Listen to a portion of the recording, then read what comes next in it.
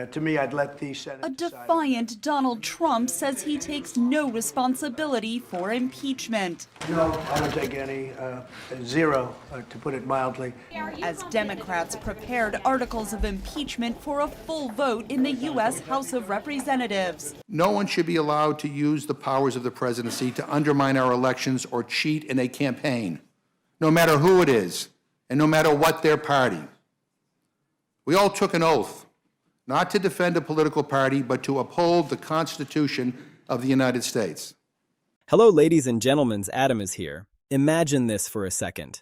You're Donald Trump. You're back in the White House for a second term, and you think you're untouchable. You've survived 2 impeachments. You've survived criminal convictions. You've survived everything the system has thrown at you. Following the unrest, lawmakers on both sides of the aisle, as Carrie mentioned, are calling for the removal of President Trump. Some say he incited the violence, and besides the impeachment, they also want to invoke that 25th Amendment. It really is not designed to remove a president for the reasons that people are thinking of now. Those reasons are really designed more for impeachment. And we talked with a local professor about what could happen. Now, the 25th Amendment provides the procedures for replacing the president or vice president in the event of death, removal, resignation, or incapacitation. There's also a clause that addresses if a president could become physically or mentally unable to perform their duties. And now you're president again, so you're safe, right? Wrong.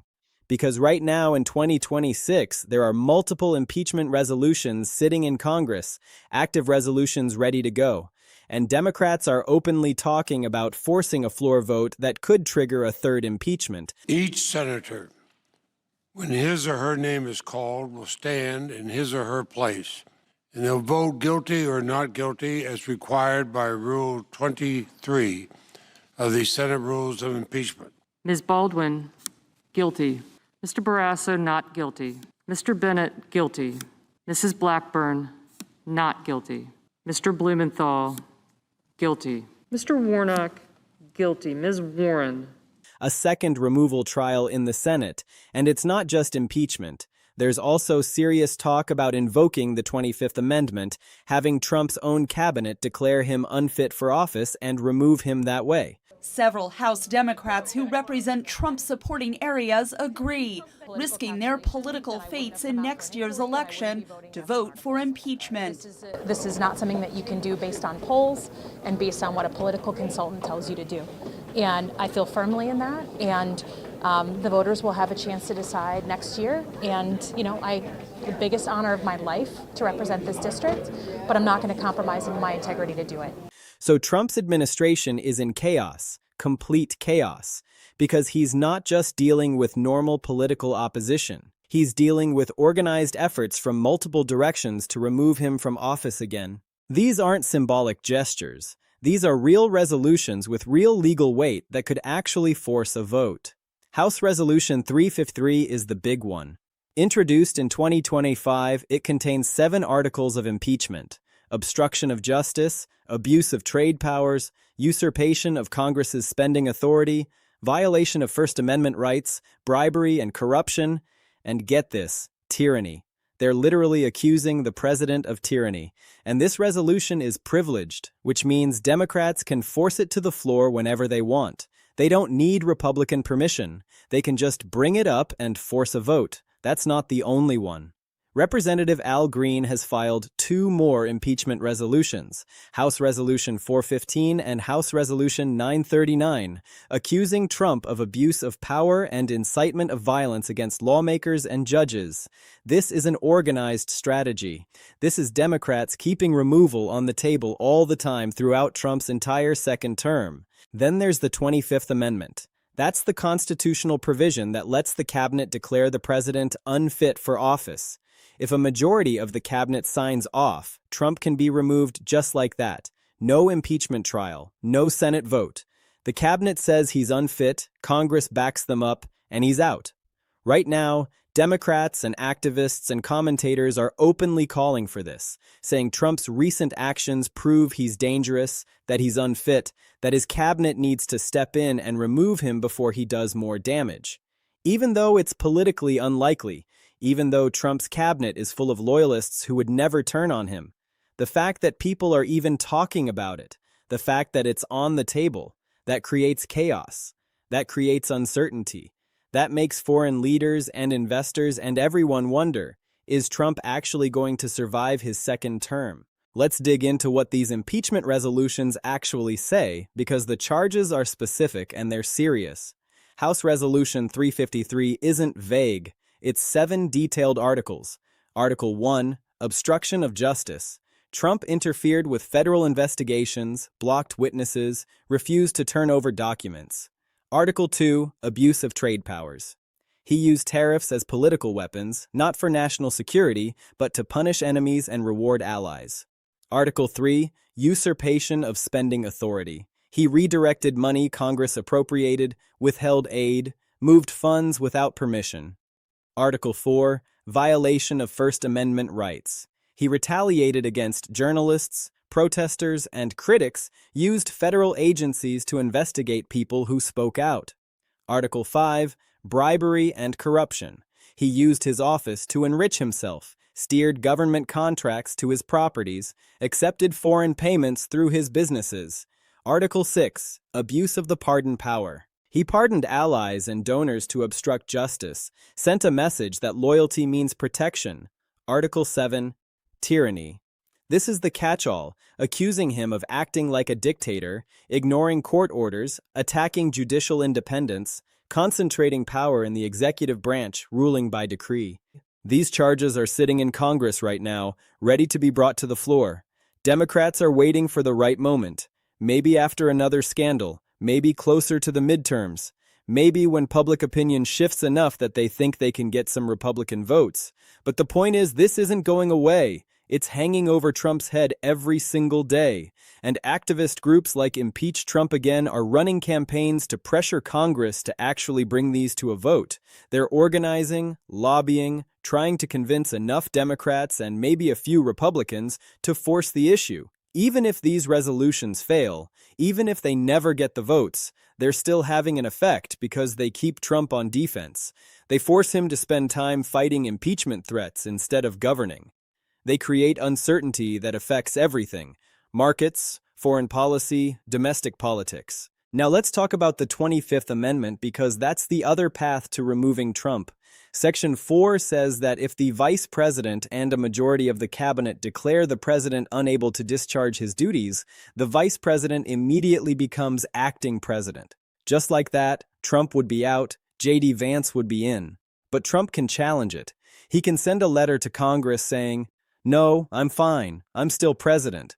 Then Congress has to vote. Both the House and Senate need a 2/3 majority in both chambers to keep Trump out. So it's a high bar. You need the vice president to turn on the president, a majority of the cabinet to agree, and if Trump fights it, 2/3 of Congress to back them up. That's really hard to pull off when Trump's cabinet is full of loyalists who owe him their jobs. But people are talking about it because they look at Trump's behavior, the erratic decisions, the attacks on judges, the military actions without congressional approval, the threats against his own party, and they say, this isn't normal. This isn't someone fit to be president, and his cabinet has a constitutional duty to step in if the president is unfit. So why aren't they doing it? Even though it's unlikely, the fact that it's being discussed as a real option adds to the chaos, adds to the sense that Trump's presidency is in crisis. Here's the political calculation for Democrats. Keeping impeachment and the 25th Amendment on the table is strategic because it keeps Trump off balance. It keeps him defensive. It forces Republicans to constantly defend him. It gives Democrats something to campaign on in the midterms. They can say, "We tried to remove this dangerous president and Republicans protected him. Are you okay with that?" But there's a risk because impeachment has backfired before. Trump's been impeached twice. Both times the Senate acquitted him. Both times he came out stronger. His base rallied around him. Republicans circled the wagons. Trump turned it into a political weapon. Look, they're trying to overturn your vote. They hate you and they hate me. So Democrats have to be careful. If they push for impeachment again and it fails again, it could energize Trump's base, make him look like a victim, hurt Democrats in the midterms. So they're trying to thread the needle. Keep the threat alive, keep the pressure on, but don't pull the trigger unless they're sure they can win. That's where we are right now. Multiple impeachment resolutions active and ready. 25th Amendment talk in the air. Activist pressure building, but no actual vote. Not yet, because Democrats are waiting. They're watching for the right moment, the right scandal, the right shift in public opinion. And when that moment comes, they're going to move. Trump's administration will explode into even more chaos than it's already in. Let's break down what this actually means. Point 1. The impeachment resolutions are real. They're actual documents filed in Congress with specific charges. H.R. 353, H.R. 415, H.R. 939. They're sitting there ready to be brought to the floor. Democrats can force a vote whenever they want because at least one of them is privileged. Will these resolutions pass? Probably not.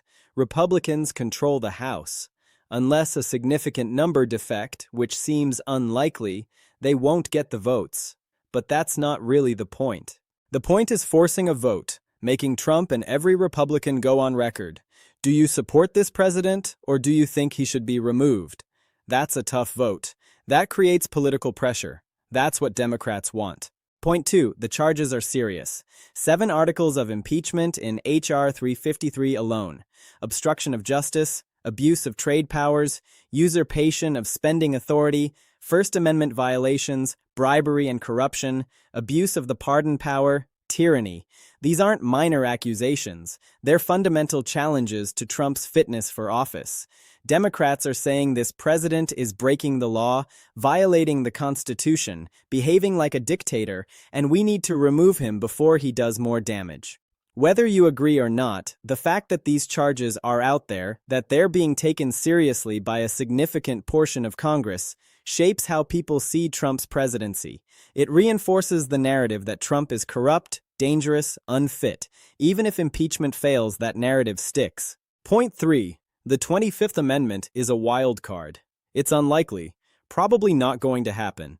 But the fact that people are talking about it, discussing it as a real option, is significant. The 25th Amendment isn't a political tool.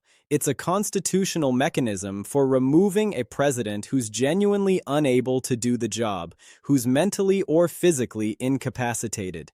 When Democrats and activists start talking about using it on Trump, they're saying this isn't about policy disagreements. This is about Trump being unfit, dangerous, unable to discharge his duties. Even though his cabinet won't invoke it, the question being raised puts pressure on them. It forces them to defend Trump, to say he's fit, he's fine, no problem here. Every time there's another scandal or erratic decision, it undermines their credibility. People wonder, are they telling the truth or just protecting Trump because they're loyal? Point 4. This is all part of a broader strategy. Democrats aren't just trying to remove Trump. They're trying to weaken him, keep him on defense, create chaos inside his administration, make it harder for him to govern. They're setting up a narrative for the 2026 midterms. Trump is dangerous, Republicans are protecting him, and if you want accountability, give Democrats control of Congress. This strategy is working, at least partially. Trump is on defense. He's spending time fighting impeachment threats instead of focusing on his agenda. He's attacking members of his own party who might waver. He's lashing out at judges and the media. All of that creates chaos, makes Trump look weak, makes his presidency look unstable. That hurts him politically. But here's the flip side. Trump thrives on chaos. He's good at it. He knows how to turn attacks into political fuel, how to rally his base, how to make himself look like a victim. Impeachment can backfire. It can energize his supporters, make them dig in harder, make them more likely to turn out and vote for him and his allies. So Democrats are playing a dangerous game. They're trying to weaken Trump, but risk making him stronger. They're trying to hold him accountable, but risk looking partisan and overreaching. If they push for impeachment and it fails, Trump gets to say, "See, I told you it was a witch hunt. They had nothing." And he's still president. So that's the calculation Democrats are making. When do we pull the trigger? When do we force a vote? Do we do it now while the resolutions are fresh and charges specific? Or do we wait for another scandal, another court ruling, another moment when public opinion shifts enough that we might get some Republican votes? Right now, they're waiting. They're keeping the resolutions alive, keeping the pressure on, but not forcing a vote because they don't think they can win. Losing another impeachment vote would be a disaster. It would make Trump look invincible, demoralize Democrats, hurt them in the midterms. So, they're holding back. But that could change any day. Any scandal, any moment when Trump goes too far, Democrats might decide now's the time. Now we force the vote. Now we make Republicans defend him. And when that happens, Trump's administration explodes into full-blown crisis. What does this mean for Trump's presidency going forward? Even if he survives, even if these resolutions never get voted on, even if the 25th Amendment never gets invoked, the fact that they're hanging over his head has consequences. Foreign leaders see a president who might not finish his term, who's constantly under threat of removal. That makes them nervous, hesitant to make long-term deals because they don't know if he'll be around to honor them. Trump's foreign policy is weakened.